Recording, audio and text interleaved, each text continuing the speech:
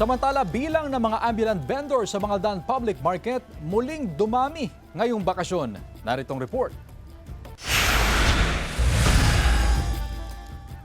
Maagang pumwesto sa Mangaldan Public Market si Nanay Teresa upang magbenta ng isda.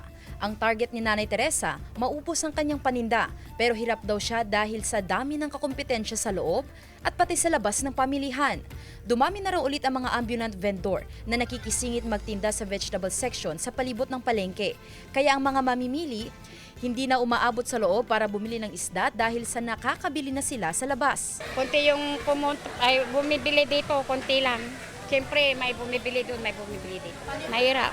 Bukod sa mga lehitimong fish vendor, nagrereklamo na rin ang mga vegetable vendor dahil sa mga sumisingit sa kanilang mga tindera ng isda. Dinadapuan daw ng langaw ang kanilang panindang gulay dahil sa malansang amoy ng isda sa kanilang mga tabi. Kasi po, pag may mga isda na dyan, malangaw, ganun. Tapos haharangan na yung mga paninda namin. Ayon sa Public Order and Safety Office, hide and seek ang diskarte ng mga ambulant vendor. Kung may nag-iikot na enforcer, wala sila sa pwesto. Pero pag alis ng enforcer, saka ulit sila babalik upang sumingit sa pagtitinda.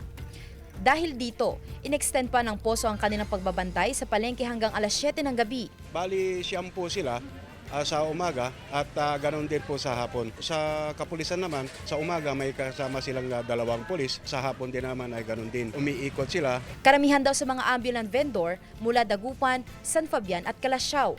Ayon sa poso, hindi naman bawal ang maghanap buhay basta sa tamang lugar at may kaukulang permit mula sa lokal na pamahalaan. Sandy Salvacio, One North, Central Luzon.